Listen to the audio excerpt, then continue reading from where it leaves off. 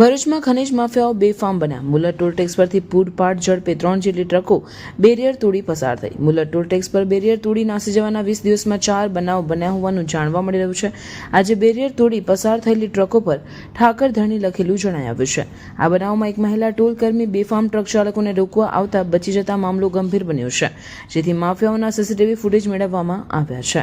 Ankleshwar B division police સ્ટેશનમાં સંતોષ માનવ વધના પ્રયાસનો ગુનો દાખલ કરાયો છે, જેમાં 4 જેટલા ટ્રક ચાલકો સામે ગુનો નોંધાયો હોવાનું જાણવા મળી રહ્યું છે. આ બનાવ બાદ ઝઘડિયા તાલુકા કોંગ્રેસ આગેવાન ધનરાજ વસાવાએ પણ ઘટનાની ટીકા કરતા તંત્રને અપીલ કરી હતી કે તંત્ર દ્વારા વહેલી તકે આ બેફામ બનેલા ખનીજ માફિયા ઉપર કાર્યવાહી કરવામાં આવે તે જરૂરી બન્યું છે.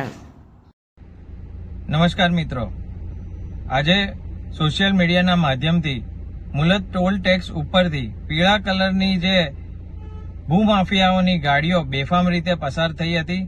એમાં જોવામાં આવ્યું કે ટોલ ટેક્સની 2 મહિલાઓનો જીવ પણ આપણે જોખમાય તેવી પરિસ્થિતિ હતી. આ ફક્ત આજની જ ઘટના નથી. આ ઝઘડિયા તાલુકામાં આ ખનીજ માફિયાઓ બેફામ બન્યા છે. ખબર નહીં તેમના ઉપર કોનો હાથ છે અને આ લોકો કોઈ પણ જાતની રોકટોક વગર આવી રીતના અહીં ગતિવિધિઓ ચલાવી રહ્યા છે. વચ્ચે જોવામાં આવ્યું હતું કે આવી જ પીળા કલરની ગાડી મામલતદાર કચેરી પાસે પણ રિવર્સમાં દોડી હતી અને ખાડીમાં પડી હતી. હવે આવી જ ફરી ઘટના બની છે.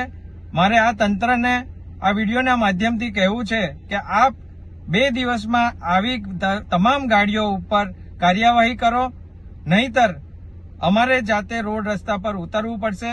અને આ વિડીયોના માધ્યમથી હું આ ઝઘડિયાની જનતાને આહવાન કરું છું કે આપ સૌ પણ જનતા રેડમાં મારી સાથે જોડાઓ. મુલત ચોકડી, ઝઘડિયા ચોકડી, રાજપાડી ચોકડી ઉપર આપણે સૌ સાથે મળીને આવા ભૂમાફિયાઓને જે આપણી માં નર્મદાને તકલીફ પહોંચાડી રહી છે તેની ઉપર તવાઈ લાવવાની આજે આપણે જરૂર પડી છે. આ વિડીયોના માધ્યમથી આપ સૌને હું વિનંતી કરીશ કે 2 દિવસ પછી જો આ તંત્રએ કોઈ કાર્યવાહી નહીં કરી તો આપણે સૌ ભેગા મળી જનતા રેડ કરીએ.